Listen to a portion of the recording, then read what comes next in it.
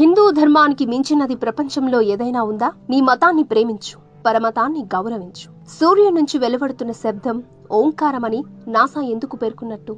మన దేశీయ గోమూత్రం మీద అమెరికా 4 పేటెంట్లను పొంది క్యాన్సర్ను నివారించే మందును కనిపెట్టేందుకు పరిశోధన చేస్తోంది ఎందుకు? న్యూజెర్సీ సిటాన్ హాల్ యూనివర్సిటీలో భగవద్గీత తప్పనిసరిగా చదవాలన్న నియమం ఎందుకుంది?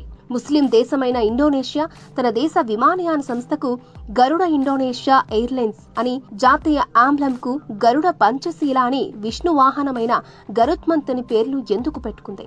ఇండోనేషియాలో అతిపెద్ద నోటైన 20,000 రూపాయి మీద వినాయకుడు బొమ్మ ఉంటుందెందుకు? అమెరికా మాజీ అధ్యక్షుడు బరాక్ ఒబామా తన జేబులో ఎప్పుడు హనుమంతుడి చిత్రపటాన్ని పెట్టుకుని ఉంటారు ఎందుకు? యోగా ప్రాణాయామాలకు ఈరోజు ప్రపంచంలో అంత గుర్తింపు ఎందుకుంది? 1000 సంవత్సరాల క్రితమే భారతీయ యోగులు భూమి గుండ్రంగా ఉందని ఎలా చెప్పగలిగారు? లుప్త హంస అంటే సంస్కృతంలో కనుమరుగవుతున్న హంస. విమానం ఆకాశంలో పైకి ప్రయాణిస్తున్న కొద్దీ కనుమరుగవుతూ ఉంటుంది. ఈ అర్థం వచ్చేలా జర్మనీ విమానయాన సంస్థ లుప్తాంస అని పేరెందుకు పెట్టారు? ఆఫ్ఘనిస్తాన్లోని పర్వతాలను హిందూ కుష్ పర్వతాలని ఎందుకంటారు? హిందువుల పేర్లతో హిందీ భాష, హిందుస్థాన్, హింద్ మహానగర్ అని ఎందుకు అంటున్నారు?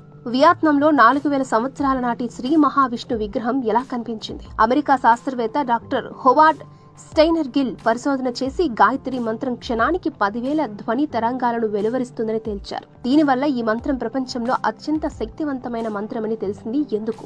స్వామి దయానంద సరస్వతి రాసిన సత్యార్థ ప్రకాశ్ చదివి భగవత్లోని బార్వాలా మసీదు ఇమాం 1983లో మహేంద్రపాల్ ఆర్య పేరుతో హిందువుగా మారారెందుకు? అప్పటి నుంచి 1000 మంది ముస్లింలను హిందువులుగా మారుస్తూ డాక్టర్ జకీర్ నాయక్ ను ఎన్నిసార్లు చర్చకు పిలిచినా ఆయన వచ్చే సాహసం చేయలేదే? హిందువులు చేసే యజ్ఞం మూఢనమ్మకమే అయితే యజ్ఞం చేస్తుండిన ఒక్క కుష్వాహా కుటుంబమే భోపాల్ గ్యాస్ ప్రమాదం బారిన పడకుండా ఎలా తప్పించుకుంది? ఆవు పేడతో చేసిన పిడకల మీద ఆవు నెయ్యి వేసి కాలిస్తే 10 గ్రాములకు 1 టన్ను ఆక్సిజన్ విడుదలవుతుంది, వాయువును శుద్ధి చేస్తుంది. మరి ఇదంతా ఏంటి? అమెరికా నటి నిర్మాత జూలియా రాబర్ట్స్ హిందూ ధర్మాన్ని స్వీకరించి రోజూ గుడికి వెళ్తుంది ఎందుకు? రామాయణం మిథ్య అయితే ప్రపంచంలోని రాళ్లల్లో రామసేతువు నుంచి విడివడినవి మాత్రమే ఎందుకు నీటిపై తేలుతున్నాయి? మహాభారతం కల్పితమైతే ఉత్తర భారతంలో 80 అడుగుల ఘటోత్కచుడి అస్థిపంజరం నేషనల్ జాగ్రఫిక్ భారత సైన్యం బృందానికి ఎలా కనిపించింది?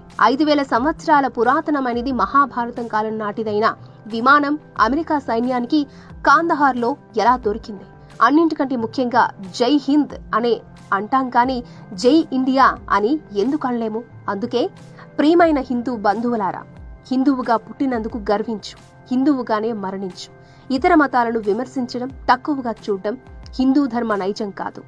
ధర్మం జోలికొచ్చిన ఏ ఒక్కడిని ధర్మం మాత్రం వదిలిపెట్టదు. జై శ్రీరామ్.